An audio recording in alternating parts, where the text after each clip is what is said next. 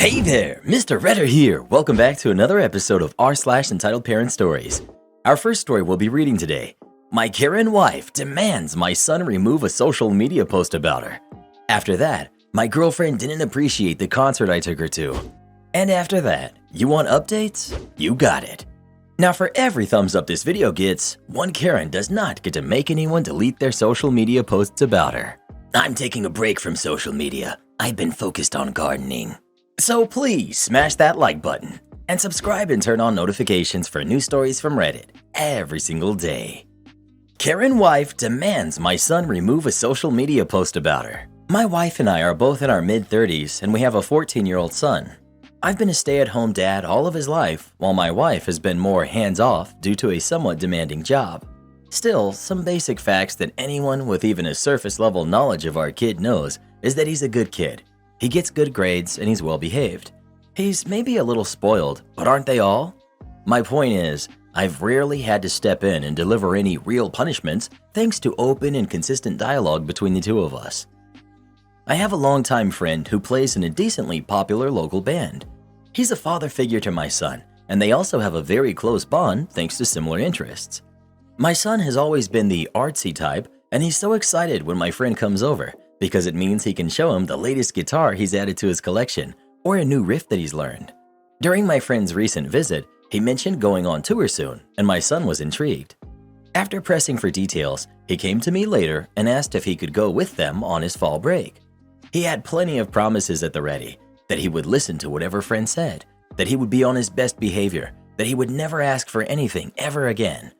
After talking it out with him, I gave him a maybe. I reached out to my friend for his thoughts, and he was all for it. I figured he wouldn't mind since he has a son around my son's age who goes on tour with him occasionally, another thing my son had mentioned while pleading his case to me. I asked my wife, and after a very brief conversation, she agreed. Fast forward to the beginning of last week when he got packed up and set to leave. My wife asked where he was going. I reminded her, and she said she thought I was joking. I had no idea what part of it sounded like a joke, but she claimed my son wasn't allowed to go. I eventually persuaded her after our kid went to his room in near tears. When he arrived home yesterday, I had never seen him so happy. He got to help the roadies set up for the shows. He got let into bars. He intentionally didn't wash off one of the X's from the back of his hands just so that he could come home with it and show it to me. And friend was singing his praises over how helpful he was. A few hours later, my son made a social media post compiling photos from his time on tour. The caption was a long one, but included such gems as, "This almost didn't happen. Thanks, Mom." And, "Friend spent a lot of his free time with me, unlike my mom." This led to a pretty big argument where my wife, upon being alerted to the post's existence, demanded that he take it down. He refused, so she turned to me and asked me to talk to him. I refused. I told her that while I didn't think what he was doing was right, it was clearly coming from somewhere. And that somewhere was a place in which he was feeling unheard and ignored by her. She's been ignoring me since. Am I the jerk? Edit. To answer a question/comment I see commonly coming up, I'm not encouraging my son to air our dirty laundry on social media. I just don't think the first move should be to tell him to delete it when there's clearly legitimate hurt motivating what he's saying. We're the parents. We can't move on impulse based on our feelings. It might be the gut reaction to ask him to delete them, but instead, I want us to take a pause and come to him with empathy and understanding, where we discuss the matter together and help him decide what's best.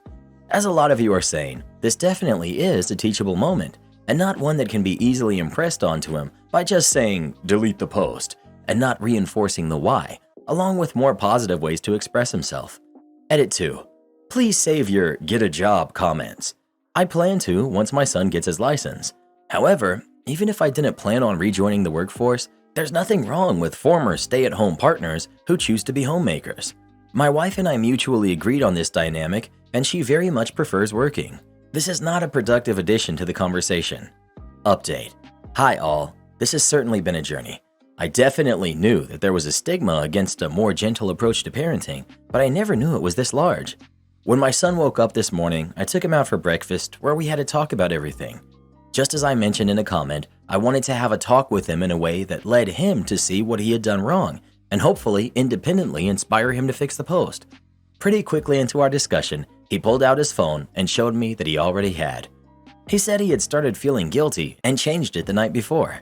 If this hadn't been the case, or if he had refused to make changes, I would have put him on a 2-week social media ban. Because despite what some people in the comments have said, I do set boundaries with my kid.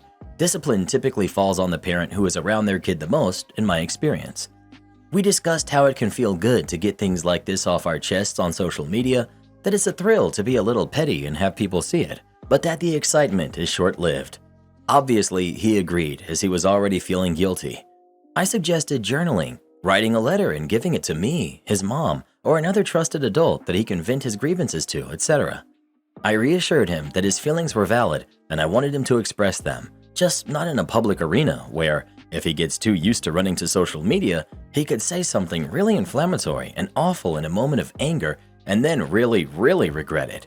This was obviously an open discourse between the two of us.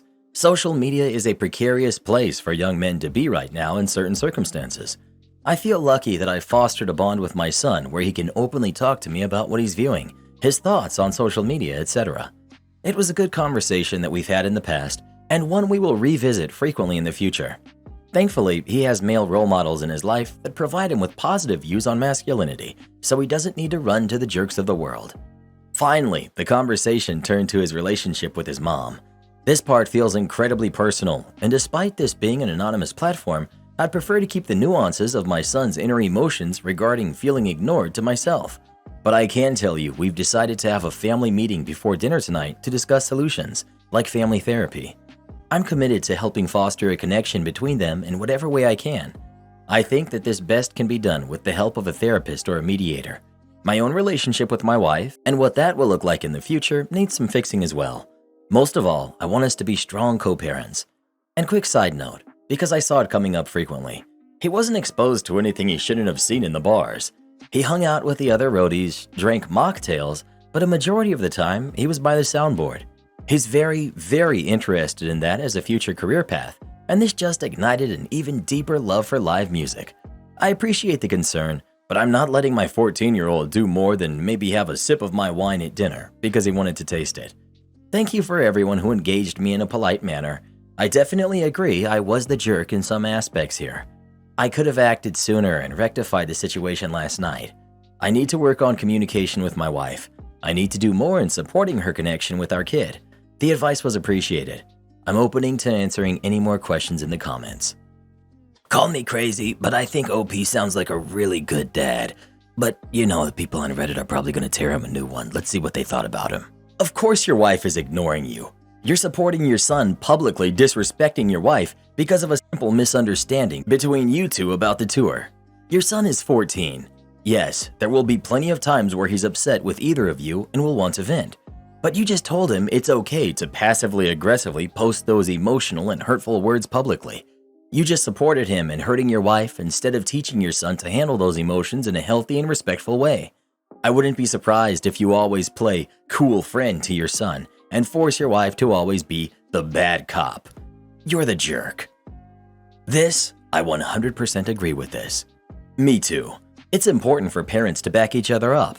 If this guy keeps up the you and me against your mean old mom act, he's going to destroy his own marriage. Your kid is still that, a kid. You're the jerk. You're teaching him that airing your dirty laundry in public is a-okay, better than actually talking with your family about your problems. Unless your wife is actually crazy, this all sounds like it came from a verbal misunderstanding. When she agreed, did she say something like, haha, yeah, of course he can go on tour unsupervised with a band for a week? You said the conversation was very brief. Why is your communication so good with your son? It's really not if you won't even tell him you disapprove of what he's doing, but so crappy with your wife. ETA. A lot of your replies keep showing how much time you spend with your friend parenting your son. How your wife is never around. Do you happen to have an art studio in your home for this friend? Yo, I also just read the part where your son was let into bars during this trip, and you were happy about that? You really are a terrible parent. Also, for those curious, he answered the brief convo question in another comment. He said to his wife that the tour lined up with their son's fall break and he wanted to go. She responded literally, sounds doable, and that was the last time they spoke about it. Edit for OP's update. Man completely misses the mark in every way. How his wife can put up with this guy is beyond me. Your son edited the post. You told him it was okay. What he wrote was valid, then blamed your wife again for being a distant parent. You never told him it was your fault she wasn't aware the trip was planned without her involvement. Don't plan to apologize to your wife, and don't plan to have your son apologize either. I feel bad for your wife, and worse for your son if you teach him that treating his mom like this is a good example of what a man should be. You weren't the jerk in some ways. You're just the jerk, even now. Period. You're the jerk. Your wife works so you can be a stay-at-home dad to a 14-year-old, and your son hasn't figured out why his mom is busy? You're clearly failing them both, teaching your son to be spoiled and to only respect what you have to say, and showing your wife you're only using her to fund your lifestyle and her thoughts and feelings are meaningless because she's too busy funding said lifestyle. You have the time and pull to teach your son right from wrong, and it only matters when it comes to you. Your wife has trusted you to not only be a great dad, but to be a great partner by being the one to work, and you failed to do that. Your son should know better than to disrespect his mother in such a public way and get enjoyment from hurting her feelings. She could communicate more, but you and your son are both being inconsiderate about how her time is used, and that's your fault for raising him to value you over her. Well, who do you think is the jerk? OP or his wife? Please let us know. I guess it really is a good thing we don't have any kids because I think OP sounds like a great dad. My girlfriend didn't appreciate the concert I took her to. Earlier this year, I gifted my girlfriend, who's 33, female, tickets to a concert that she really wanted to go to that was this past Friday night. I'm 36, male, and not a fan of her music, nor the fact that this concert was in the city, but I wanted to make it a great gift. She was elated when I told her that I bought the VIP package, meet and greet, pitches with the bands, etc. Last week, my girlfriend began asking if we had to get to the venue early. Being the thorough, detailed person that she is, I assured her that I would check. Instead, I was too busy with work. Honestly, it was getting a bit annoying that almost every few days she would ask, so I told her I didn't see anything while deleting a bunch of emails from the venue for concerts I don't even care about. On Friday afternoon, she told me that she had tried looking things up and was only finding that the doors opened at 7. With that, I picked her up at 6 and we arrived at the venue for 7. Once inside, she showed security our tickets and asked about the meet and greet. The bouncer informed us that the VIP was at 6. I froze. Now my girlfriend turns to me, asking if I received any kind of emails. The tickets were in my name. I told her that I deleted emails, and she seemed to understand. I actually really enjoyed the whole time, so once her band set ended, we decided to not stay for the last band. And this is where the trouble began. It's 10 p.m. We're outside of the venue, and she suggests that we go to a bar a block away and either walk or rideshare. Immediately, I said there was not a chance. She mentioned that my car was in a secured lot and we wouldn't be far, but I lost my cool, which I admit was not the best way to go about things, and I told her, "You don't go out in the city. There's crime all over the place." She responded that we were in the city. I went off how I can't stand it here, so she said that we'll just leave. No raising of her voice, she just said she was fine with leaving. She was silent on the way back, and I suggest that we go back to my place to finish out the night, and she refused. This also upset me because I asked what was wrong with the bar next to my apartment, and she shut that down with her short responses. Overall, the night cost me over $300, and while she's saying more to me now as opposed to Friday night, she's being very distant. She told me she could live with not going to the meet and greet, except for how things turned out afterwards, and that is when the disappointment truly set in. My response was that I was only bringing her to the concert, nowhere else, and thinking of her safety. She continued that I shouldn't have bought the tickets if I was only tolerating doing so. I do accept that I made some mistakes, chiefly with making us miss the meet and greet. The timing of the concert should have made this an unfortunate experience since her grandmother just passed. Am I the jerk? You're the jerk. You deliberately deleted emails despite knowing she wanted to be sure of the details because you found it annoying that she asked. As a result, she missed what was almost certainly the main part of the gift for her, the chance to meet the artist, which was also the point of buying the VIP package, so you wasted your money too. Then you patronizingly told her that there wasn't a chance you'd do something else when she was trying to salvage some measure of specialness out of her ruined night. You made an ignorant generalization that cities are full of crime, acted like a petulant kid when she didn't want to go to the bar near your apartment, which isn't exactly a special or memorable thing to do if you go there all the time, And finally, you misrepresented the whole thing as being about you not being sufficiently enthusiastic about the band. This isn't about you tolerating the night out, it's about you ruining it. The fact your girlfriend just got quiet and withdrawn instead of pushing back worries me that you've got a history of losing your cool that makes her afraid for her safety if she speaks out. Don't forget his petulance was actually about her not wanting to go to the bar near OP's apartment, but that she didn't want to finish out the night. In other words, OP was upset that he dropped $300 and wasn't rewarded. That jumped out to me too. No one is ever owed that sort of thing. OP, you're the jerk and a horrible partner based on this incident. People generally portray themselves in the best possible light. For you to clearly be a massive jerk, I wonder how awful your actual behavior was. I feel sorry for your girlfriend. Not the jerk. Bro, you're saying all the things out loud that you're only supposed to talk about with your boys. This sounds like a story one of my friends would tell me. Posting it here on Reddit, where everyone doesn't like dudes, is not the right place. Imagine if the roles were flipped. They'd all be telling her how ungrateful you are and that she deserves better. Real talk, bro. This is why when you're dating someone, you still need a few friends with benefits on the side. Bro, if I dropped $300 on some stupid date night like you did, which I seriously hope you never do again, but still didn't get anything in return, you bet your backside I'd be calling up a few of my hookup buddies later that night and finding out who's ready to rock. That's the thing about dating, bro. We take them out on dates and spend money because we want the reward. It's called mutual benefit. Sorry, sweetheart, but there ain't no dudes who want to take you out and spend $300 on you just for the honor of having your company. There's only one thing us dudes care about, but most are too afraid to admit it. As for the crime in the city, you're right, bro. I grew up in the city, so I know what goes on downtown at night. It's people like your girlfriend that honestly make themselves perfect targets for criminals in the city. She doesn't sound very smart, bro, and I hope you aren't serious with her. Get mad all you want. I'm speaking straight facts, and all my dudes out there know this, but most would never admit it. How to get downvotes on Reddit 101. Well, who do you think is the jerk? OP or his girlfriend? Please let us know.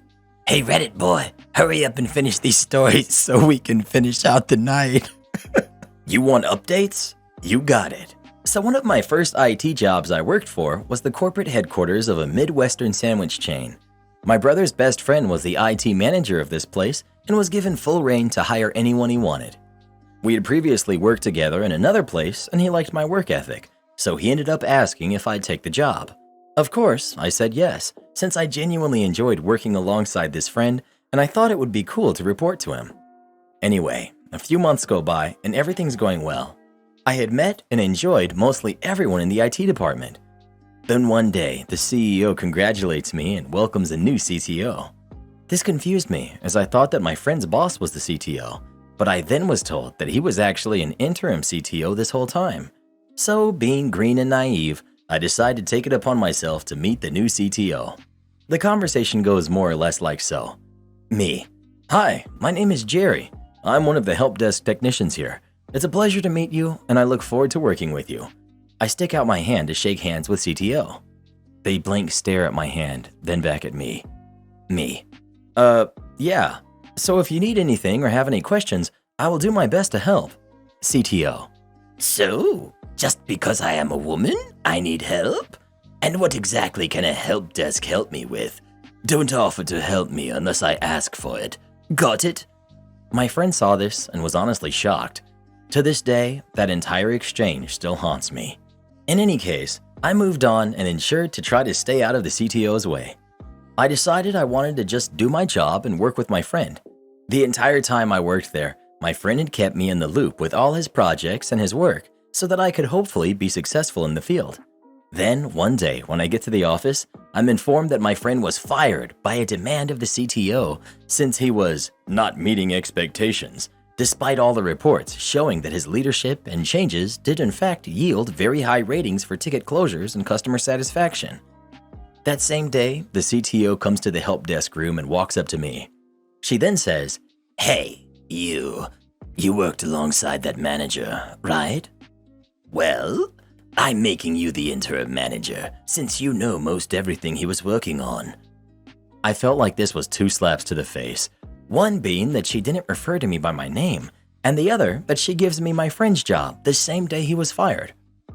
A few weeks go by, and I just experience going to meeting after meeting. I keep getting told that performance ratings and customer satisfaction is dropping. In particular, the biggest gripe that was reported was that work orders were not getting any updates for days on end, and that the requesters were beginning to feel that we were ignoring their issues. I tried to reply with a plan that I had to help alleviate this, but the CTO said, "We will make sure this is fixed," and would not let me speak. After all those meetings, the CTO sets up a meeting with myself, the Director of Infrastructure, we'll call him Matt, and the previous interim CTO, who we'll call Joe. CTO: "Okay, how are we going to fix the problem with the work orders?" Me: "Well, I've got a plan that should help with this.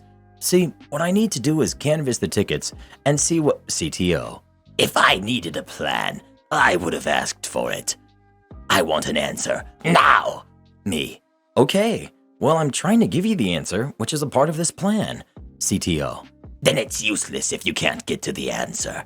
Any other ideas?" At this point, we all stayed fairly silent, and the CTO was just more or less rambling to herself. At the end, her response was glorious. CTO: "Okay, so moving forward, no matter what it is, I want every ticket to be updated immediately with anything that is going on with the request as it is being worked on." Me: "Everything that's going on with the request immediately as it happens? Are you sure about that? I feel like this is going to be..." CTO: "I know what I said. If I have to repeat myself, consider yourself out of a job." Me: Silence for a second, and then, "Understood." She then proceeds to send an email summarizing almost everything that happened in the meeting. She then writes that I had no constructive information to provide, but again, see her plan there. It was then that it occurred to me. Cue malicious compliance. I go back to the help desk room to announce the immediate change. Me: "Hey everyone, just wanted to give you a heads up that moving forward, you are to provide every work order with any and all updates possible. That includes anything from looking at the ticket to moving a laptop to typing on it. Just anything you do must be related and entered into a ticket." Tech 1: You want everything in the tickets?" Me: "Yep, you heard that right. Everything. As you work on the tickets, keep those updates coming." Tech 2: "But if we did that, we could potentially trigger the spam filters. Also, it's going to flood the requesters' mailboxes. Did you mention this to the CTO?" Me: "She didn't care about it. It's apparently not constructive information." The other 4 technicians stayed silent. One of them said, "A storm is brewing. This is going to be fun." And we all laughed, knowing what was going to happen. I went to the email that the CTO sent regarding the summary of our meeting and opened it in its own window on my computer. I then continued to do as she had asked, and so did the other technicians. It wasn't even an hour before our updates were beginning to get blocked by the spam filters, and we started getting emails from the requesters asking us why we were updating the work order so much, others asking to be removed from future ticket updates, and many demanding to speak to a manager regarding this sudden disturbance. I updated the IT help desk email with an automatic reply that said something along the lines of the following: "Thank you for your message. If this is in regards to your ticket updates, rest assured that we have your best interest in mind. A new policy is in place to provide you with as much transparency to your IT requests. This is in hopes to provide a better customer service experience. Please rest assured that we are aware of the amount of tickets this may produce. We hope to provide further support to you and look forward to completing your request shortly.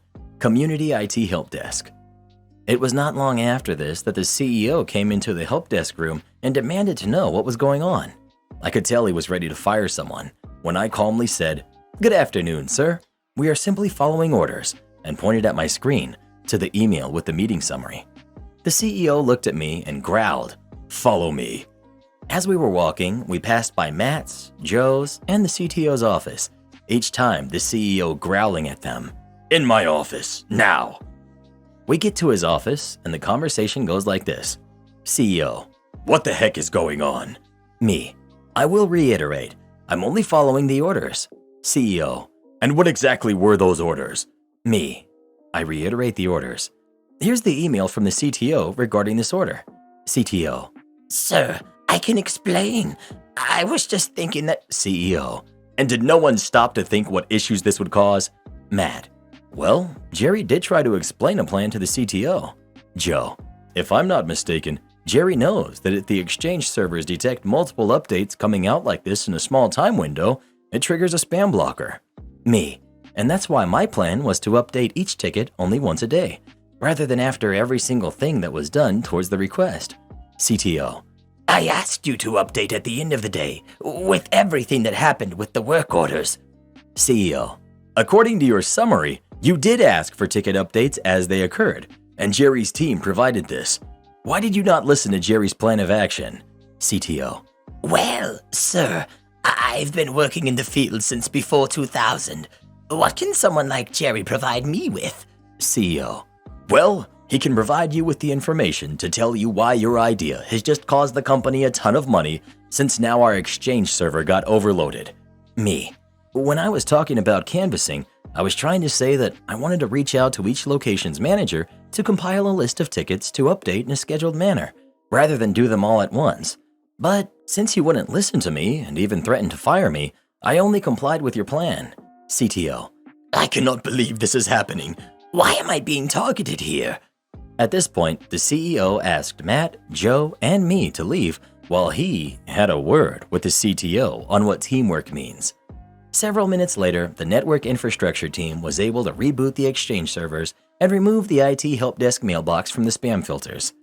I later provided a mass email update to the organization, apologizing for any inconveniences that were caused and that I would be reaching out to provide plan support. I would soon find out that the CTO was placed on an unpaid leave until further investigation were pending. I ended up quitting a few months after that, since after the incident, the CTO was frequently trying to take her grudge out on Joe, Matt, and me. I did leave reporting the incidents to HR. I did later find out that the CTO was terminated and arrested for embezzlement. Am I the jerk for telling my wife she was so close to getting her dream job? I'm a 33-year-old man and my wife is 27. Since the start of our relationship, my wife has been very particular about how things get done and tends to believe that she knows the one true correct way for anything related to anything. She has admitted that she can be a control freak. While this bothers me, it's never been a true deal breaker in our relationship. Very often when I do just about anything, whether it be a household chore, assembling a piece of furniture, taking a picture, or writing a presentation for work, in a field where I have a master's degree and she has no formal education, she'll do this thing where she'll condescendingly say, "You were so close to getting it right," really drawing out the "so close" part.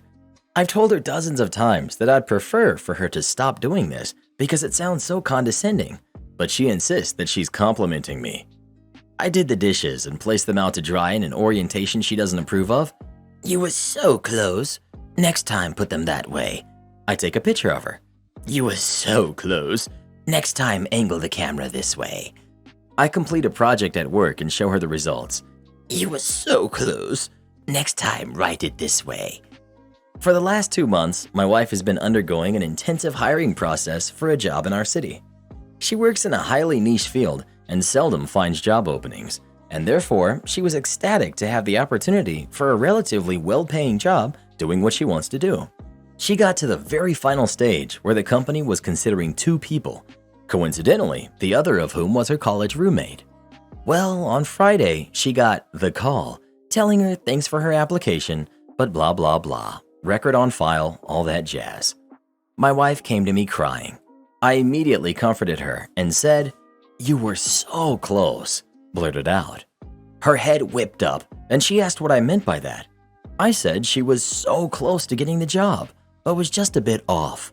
She immediately walked out to stay at her friend's house where she is currently sulking.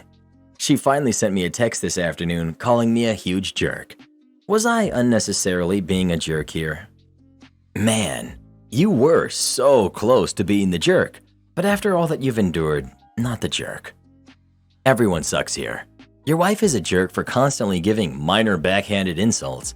You're the jerk for kicking her while she was down. Y'all could really benefit from some counseling.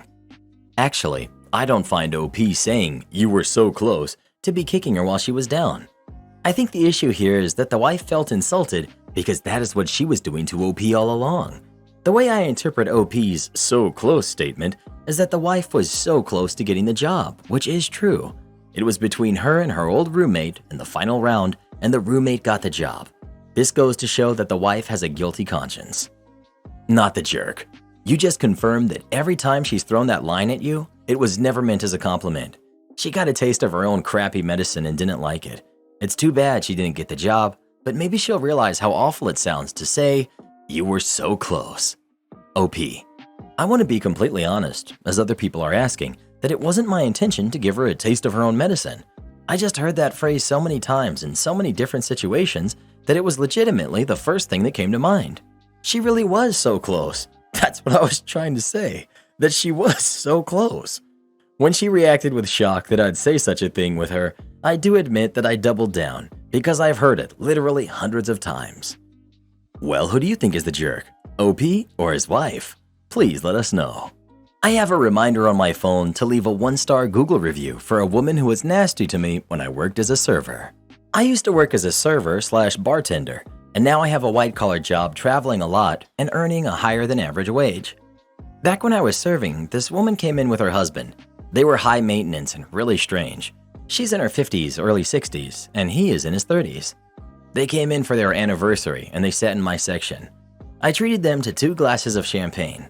She was so grateful until her French onion soup came out. It wasn't brown enough for her. Fair enough, I had the kitchen fix it. After that, she had so many more complaints. I wish I could remember them all. I do remember she was incredibly rude and generally awful. She forgot about her free champagne and left me a crappy review on OpenTable and doxed me. I tried to get OpenTable to take down my full name as it revealed my place of work and general location, and they refused. When I quit my restaurant job and was hired at my firm, I left her a Google review about her on her business page. Monday was my anniversary reminder. She had finally had the last one removed, so I opened a new Google account and did it again. Within 4 hours, I had my ex-boss trying to call me. I didn't answer and just blocked him so it would go to voicemail. He tried calling again the next day, so instead of calling him back, I sent this woman an email to propose a truce. I haven't heard back from her, and I'm going to just remind her again next October 10th when I rinse and repeat. I'm still laughing about her calling a boss I had 2 years ago, thinking he can make me take down a review. And I'm laughing all over again about how petty and immature this is, but I'm loving every minute of it. Support our channel by joining as a member today, and we'll give you a shout out in our next video. Or come watch this video next. You won't believe what Karen does in that one.